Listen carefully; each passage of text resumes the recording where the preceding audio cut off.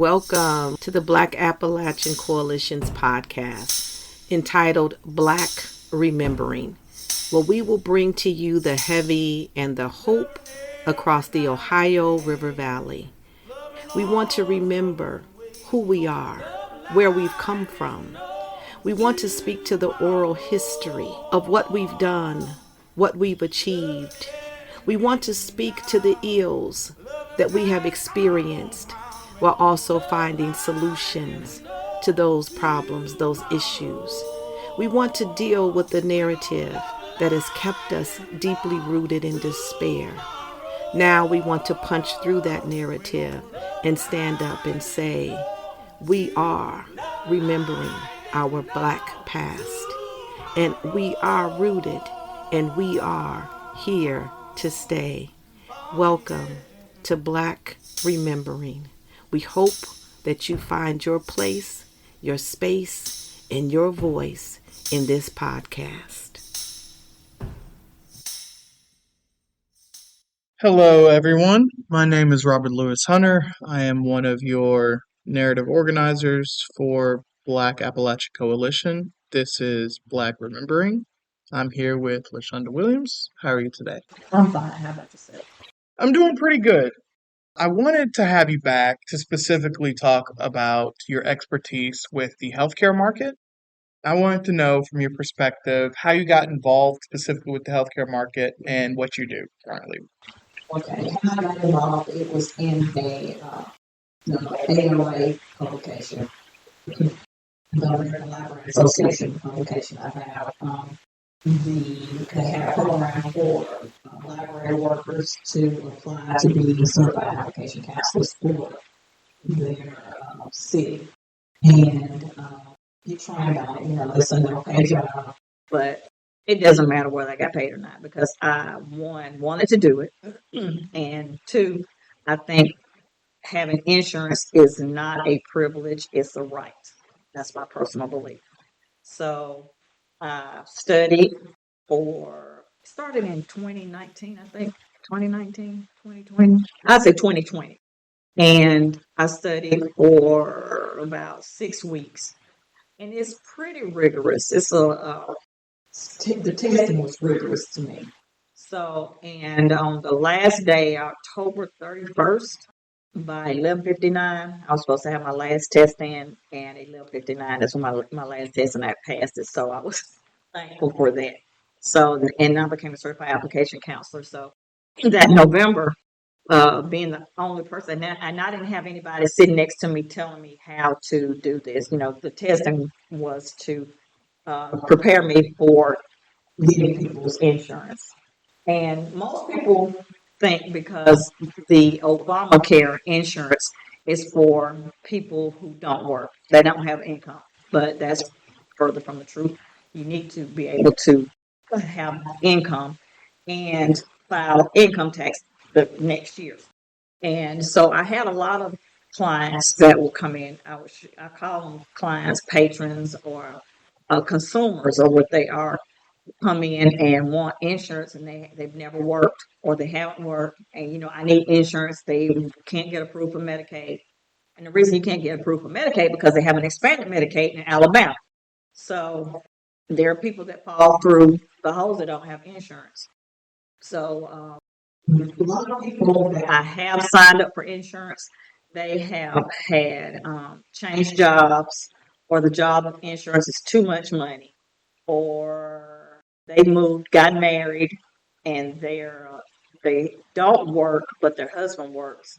So there's a lot to untangle to see if they are really eligible for the insurance. So most people that I sign up, I'll say out of 100 people, 99 of them will get insurance, from either $0 to the highest that I've had somebody get insurance was $400. But that person that could pay $400 a month was a doctor, and his wife wasn't from the United States, but she married him, and so she had dual citizenship. And for the insurance that he was looking at, it was like over $1,000, and he's like, "Oh, he would pay it, but it's kind of expensive." And when I did, I said, "Well, found him a plan for 400, and he thought that was really great. So, he could afford it. But not everybody can pay $400 a month. I can't.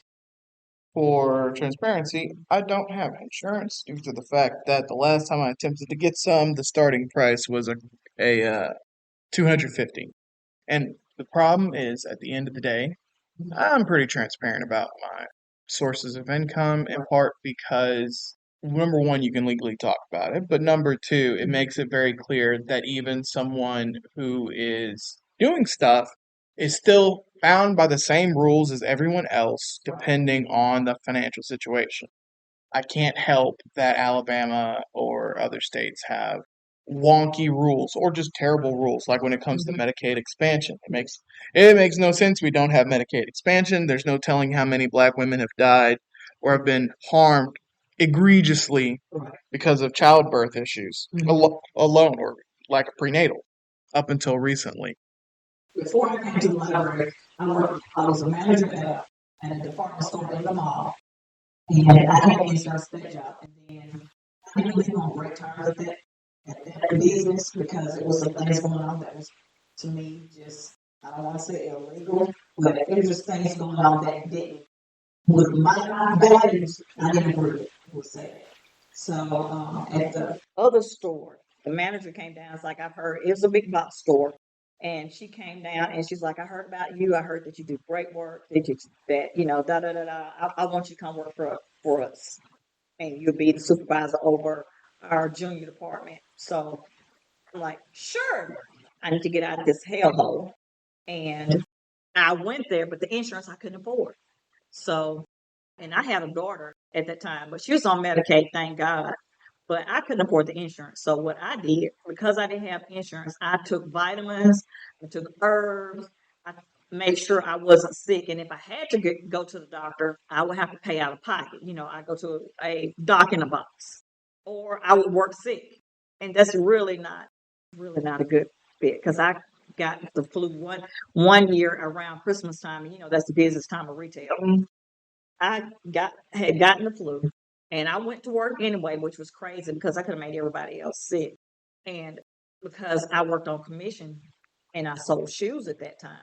So I got salary plus commission, and that commission was going to be a great check during that time. So I'm like, I can't miss that. I worked, and then when I got tired, I go in the back and lay down some cardboard and catch my breath, take some vitamins, and jump back up and drink some hot and just soldier on through. Now at 58, I can't do that. And I hate to see young women or young men that's working, trying to put food on the table, to struggle, not have insurance, because I can't go to the doctor because I don't have insurance. That's crazy. In America, really? That's pretty in America, in part because where's the profit in human beings not being fearful of death through diabetes? Exactly. Especially in the African American community. Yeah. And I just happened to be one at one time in my life. I had diabetes, and the doctor told me the reason I hadn't gotten it was just because of bad genes. It's not because of what I had eaten. Sometimes you just have bad genes.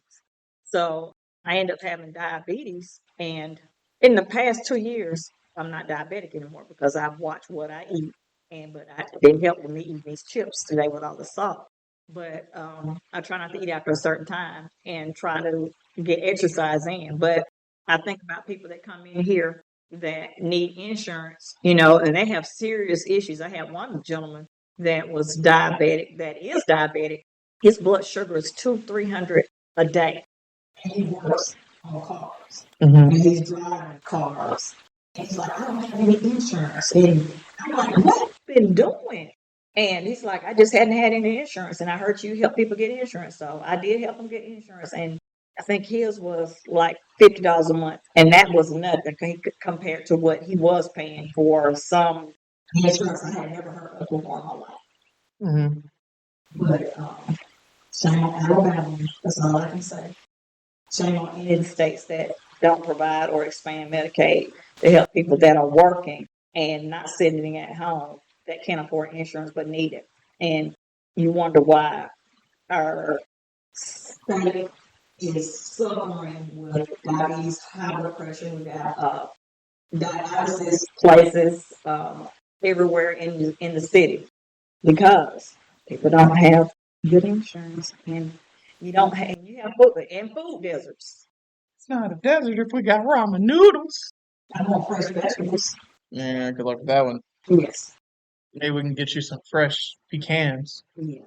But yeah, I don't disagree because I am on the back end of every single thing that we have talked about, in part because I checked on it last time the market was open, but Who did it for you? I did it myself. So you just Well, never. You don't know what you were doing. You probably did, but the income levels have changed. Mhm. So your income may have increased. So we can see. Okay. So we can check that out. We can still check that out. Okay. So going into what we've talked about specifically, how it's really important and more people were able to get health care because we're the only country in the world that is not in a civil war, or I think that's literally it. I think every other country that has a functioning government, even dictatorships, have universal health care. Because they're just like, it just makes more sense. Even if we're going to murder everyone here, we should do it effectively. Make sure we don't have to deal with like other issues that pop up because of our economy. Like, it's really bad when the dictators are like, yeah, we can do better than this. It's terrible. They have somewhat of a little heart. Yeah. I wouldn't even say hard. I'd say the profitability on it is just different than it is here. Because in other countries, you have a lot less extension of ads and the ability to use profits to then go give to corporations, use those profits to go give money to politicians' re-elections. Mm-hmm. But yeah, so we have talked about the fact that Alabama does need to expand Medicaid here. I hope to, at a later date, have someone from Alabama arise on. That way they can talk more in depth about advocacy of Medicaid expansion. But I also wanted to get your notes on specifically the newest bill that was going to do cuts to Medicaid. It's literally just called the Big Beautiful Bill. I think it's a big bill, something like that. Little bill, I don't know. Big beautiful bill. Yeah, I wanted to hear like how, if they do those cuts, how would that affect your ability to help people get onto the market? Mind you, those cuts are also wrapped around specifically the tax brackets. Because I know personally my taxes have gone up in the last 2 years due to the fact that they cut the taxes for anyone who makes more than $300,000, but to offset that, they had to raise the taxes for everyone who makes less than 100,000. Right, that's us. That's us. Yeah, most people ain't making. Most people are like, you know what? For the city governments, no. You're not like, No. boy, Charles, I'm telling you, I'm just going to go onto the golf court and do 14 holes today. No. No, I think it's the stupidest thing. Okay, it's a big, beautiful bill. Beauty is in the eye of the beholder. Everything is not beautiful. That bill is a slap in the face to people that makes $15,000 to $30,000 over the course of the years. Our taxes are going to go up, whereas the people that make $300,000 or $100,000 more than we do are going to go down. Now, what's wrong with that picture? Why are their taxes going down and ours going up? They're trying to make the middle class disappear, and we have the rich and the poor.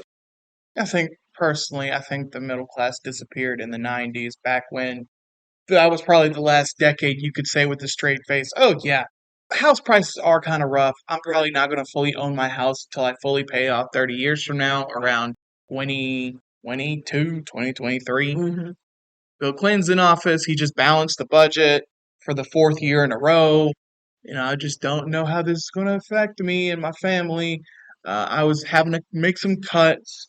I can't fully pay for my kids' tuition anymore. Like the wild conversations that at face value are just not possible.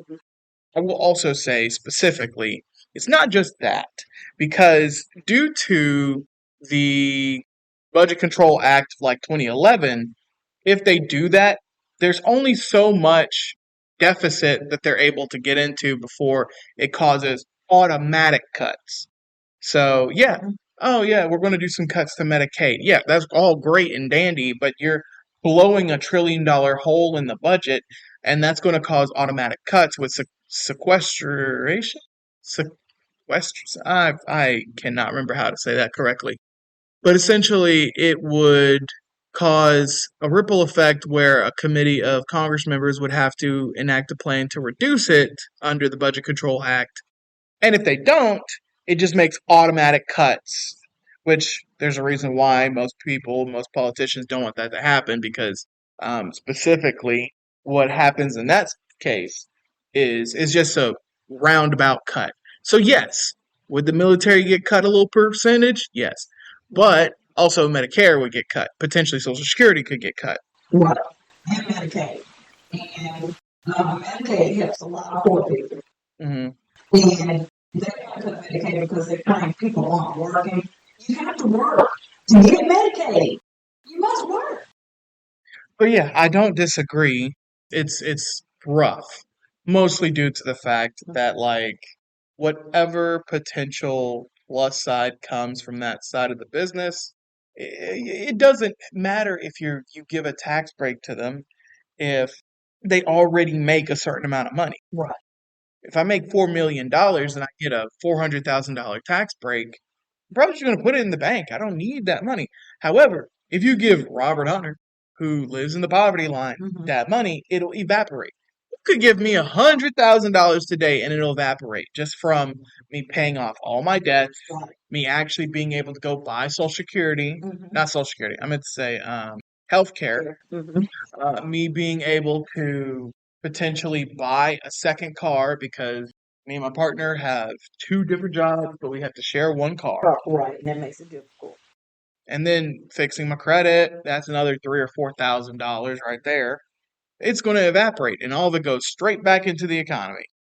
Unlike, Jim Bob, who already has all of that, or can hire a general planner to get all that done because he can just say, "Oh yeah, I made an extra $400,000, Charles. You're just going to be my general planner. I want you to go find a nutritionist, go find a daily exercise dog. I will motivate myself by walking a dog everywhere. Not even my dog. I'll just rent one. Because at that point, you make enough money. You can't just rent things most people are like, I have to buy. Right. So yeah, it is. Also, if you do those types of cuts where people are getting further and further into the bone of their pocket, what's going to happen? People are not going to be spending as much money because they won't have as much money. It directly does not. It directly would shrink the economy. So yeah, it's a negative effect, especially on people who already don't have money. Also a negative effect for the country as a whole due to the fact that because our inflation slash deficit has inflated so much and ballooned so much, our national accreditation has gone down. Mind you, this accreditation has gone down from the last tax cut. Extending this tax cut could potentially further devalue it. I'm a caregiver to my mom. It's expensive for a caregiver, because insurance doesn't cover that. That comes out of my personal money.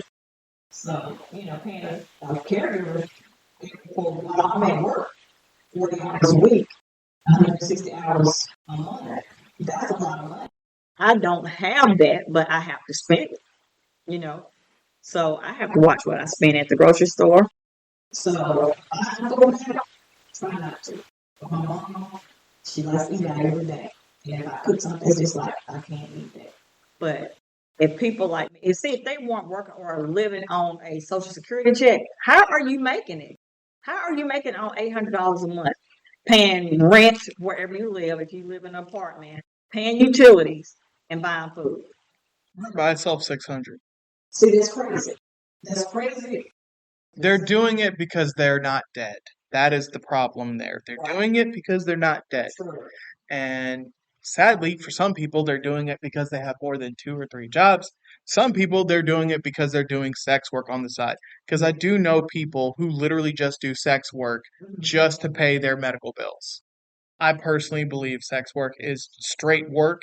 It should be unionized, But it's one of those issues that my issue with it isn't people that do it. It's specifically people that are forced to do it because they have no other choice because, my kid don't have Similac because I had to pay for a copay to make sure my eyes were okay.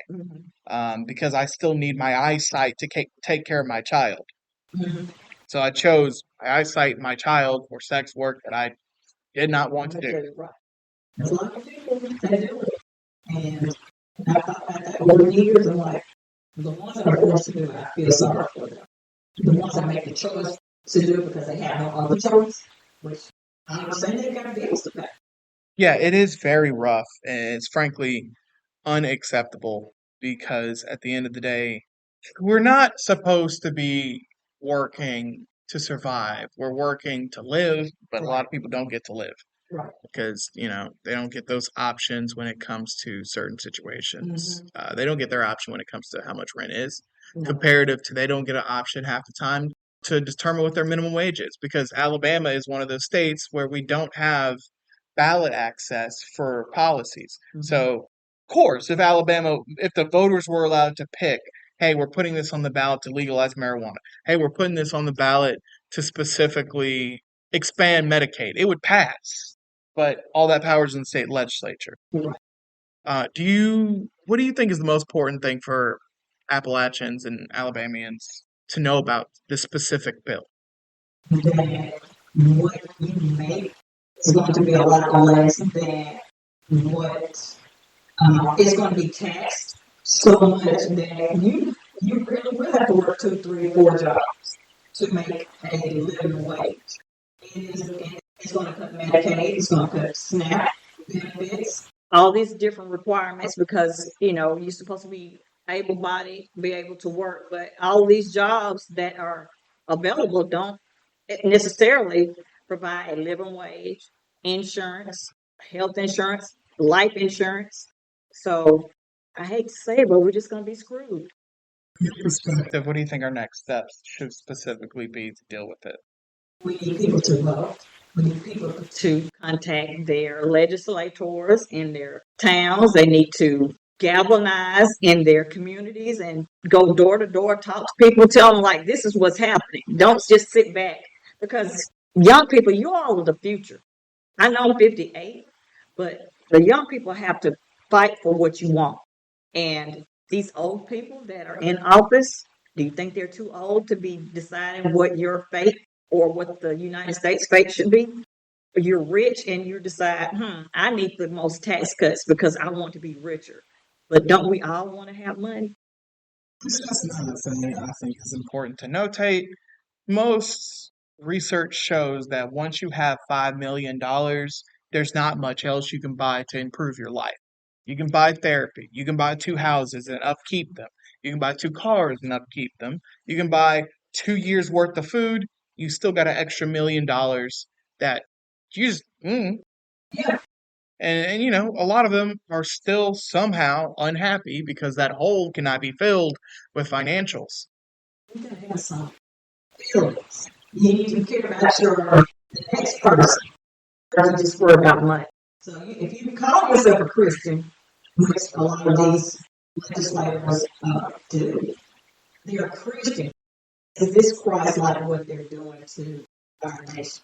I think there's a very big difference between Jesus Christ, love the children, heal one another, and the Jesus Christ of Reaganites, where Jesus told me to bless you with this crack in your neighborhood. God told me to put you in jail, mandatory minimum of 50 years. He told me you'll be blessed in there. Yeah. I see the world, I see America. It's sad. It is depressing. So I look around at the people that are here in the library, from all walks of life, from the unhome to the well. So what makes the unhome different from me? Because I'm on a paycheck away from being unhome. 50% of America is one paycheck because that's only about a $500 emergency, which most people do not. I do not have a $500 emergency account. You start getting to 70 to 80% of the country is 2 to 3 paychecks away from homelessness. Right. And then once these taxes go into effect, it's going to be more homeless people. Because that's what's going to be one of the issues is what are they going to do if they're short $30 for rent 3 times in a row? But yes, I will say that is a frustrating thing due to the fact that some people's perspectives are built well before they encounter the real world. Mm-hmm. How can I appeal to a person that has issues specifically around the cost of a house when your dad gave you a house?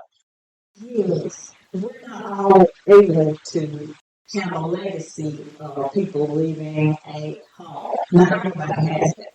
You know, if you grew up in the products, or as they call them, bricks, or you grew up in an apartment, you can't leave that to anybody. Yes, if you're allowed in, because all of the resources we talked about, because thank you, Ronald Reagan, Mm-hmm. most of them, some people do not qualify for it because they have a track record. There is no forgiving them. They are stained for the rest of time. So if you go to prison, you can't get public housing. If you sell drugs, you can't get public housing. You can't get anything real. You can't live with family members in public housing if you have a thing as well. So what ends up happening is they're like, oh, well, they'll get themselves a nice regular job. And I'm like, regular job that pays $10 an hour. Right. And at 40, oh, sorry, you don't get 40 hours a week because they won't give you health care. You get 38, 39 hours. So that is $390 times 4 is about $1,500 before tax. After tax is about $1,100. Mm-hmm. Half of that's gone just from your rent. Exactly. And then you got to pay utilities, insurance. You have to have food. So Gas in the car, because yeah, and you got to just never end up. Unless you can work, you find another job or you have a side hustle that's legal. But that's one of the problems is now that you've been pushed out of all these social safety nets, you go back to what has helped keep you alive. And for some people, that is sex work. And for some people, that is other assorted crimes to pay the bills. Exactly. So, I mean, I don't have the answer for all of that, but I'm just like, everybody has to pay their fair share of rich people. I think as a poor person, I'm paying my fair share for a while. And I say sometimes I do. Sometimes I work 3 jobs. Sometimes I may work 4 if I can. But it's still hard. It's still hard. 40 hours alone is hard. Yeah, it is. But I can say on my job, I have it easier than a lot of people. I'm not doing hard labor. I'm not standing up 40 hours. I'm using repetitive motions with my hands and my arms and my shoulders. Working on the line, working at the chicken plant, working at a car place, even though they make more money than me. But I'm not really breaking my body down. You also have the ability to use that money. Oh, well, I haven't seen the light of day in 4 days because I've had 4 12-hour shifts in a row. Right. I have some money and it gets to go to wherever my child is because I'm unconscious from work. Anyway, thank you again for coming in and talking about this. Oh, no problem. I just hate to see where America is going. And you say, God bless America. God bless the people of America. And with that, we're going to sign off. Thank you all again for listening. It's been Robert Hunter with Black Re-Membering at Black Appalachian Coalition. Y'all have a good one.